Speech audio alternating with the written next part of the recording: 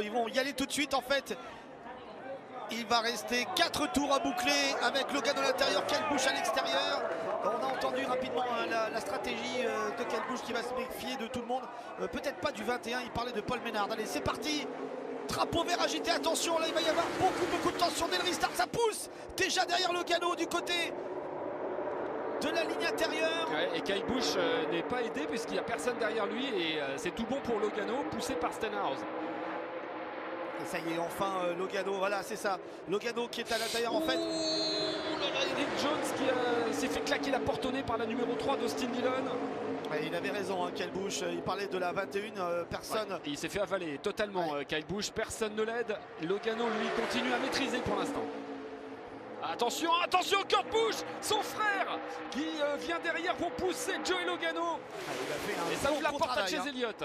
Gros travail de Kurt Busch sur Logano pour le faire bloquer. Mais et le temps qu'il a passé à bloquer Logano, il n'a pas vu qu'à l'intérieur, Chase Elliott s'était infiltré. Surtout, que je ne sais pas comment il fait pour résister à de telles poussées de Joey Logano, même s'il a perdu le contact. Et c'est Chase Elliott à 3 tours de la fin qui est en tête. Alors, regardez qui est 3e actuellement. Ryan Preece, le rookie. Mais la bonne nouvelle pour Chase Elliott, c'est qu'il y a son coéquipier qui est juste derrière lui, Alex Bowman. Ouais, qui est en train de protéger sa position. C'est Kerwood, attention derrière. Derrière, ça bouge beaucoup. Regardez les deux rookies là qui sont 4 et 5. Preece et Emmerich, ça devient très tendu hein, cette histoire. Oh, et le crash on derrière. a vu peut-être en effet de voiture en travers. Il y aura peut-être un drapeau jaune. Si ça tape, non, ça tape pas. Pas de drapeau jaune. Ah, c'est Eric Jones. Eric Jones qui est parti en travers. Oh, et ça continue. Ah, c'est fini pour Eric Jones, on est déçu pour lui, mais devant ça continue avec Chase Elliott. Et les Ford sont toujours là avec Joey Logano, mais pour l'instant ce sont les Hendrick avec les Chevrolet qui sont de retour aux affaires. Il va falloir être fort hein, pour aller chercher Elliott parce qu'il est protégé pour l'instant par Bowman.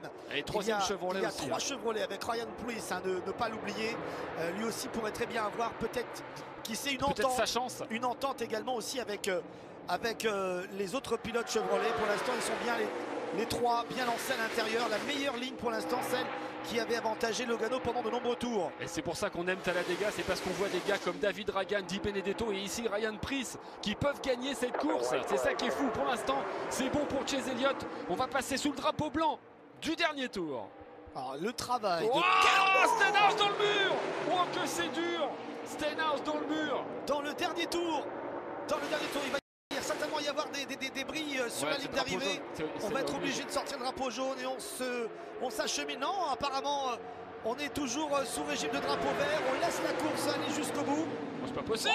Oh, il est Byron. Le crash, attention. Le Kyle Larson qui est décollé et qui était dans le garage. À l'intérieur. Oh là là. Oh là là là. Et c'était le dernier tour. Alors, est-ce que ça veut dire qu'on va geler les positions? Oh là là là, j'aimerais vraiment avoir des nouvelles de Larson parce que là ce qui s'est passé c'est juste énorme. Il a tapé, heureusement c'est à l'intérieur, il y a les murs absorbeurs de choc. Oh là là, Larson le choc. Alors normalement on était dans le dernier tour, drapeau blanc et la victoire donc pour Chase Elliott. Ouais, ça va se finir comme ça, c'est dans le dernier tour. Chase Elliott va gagner, mais oh là là, mais il se passe tellement de choses entre le crash d'Eric Jones, le crash, c'est fini. Franchement, aller jusqu'au bout alors qu'il y avait des débris juste avant la ligne, c'était limite hein, de la part des officiels.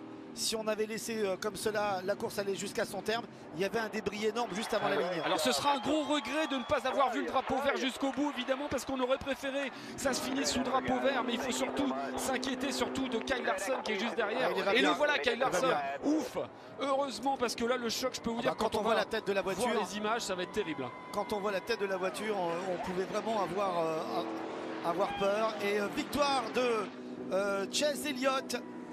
Ah, il peut remercier Kurt Busch qui a œuvré indirectement pour lui parce que Kurt Busch a tellement mis en difficulté Logano qui était le plus rapide hein, sur les derniers tours que bien du coup il n'a pas vu arriver la menace Hendrick Motorsports à l'intérieur. Et là on revoit le Kyle Larson qui a fait plusieurs tonneaux. On avait vu le contact, on n'avait pas vu l'enchaînement de tonneaux de Kyle Larson. Et ben encore, regardez cette image devant les spectateurs, c'est fou.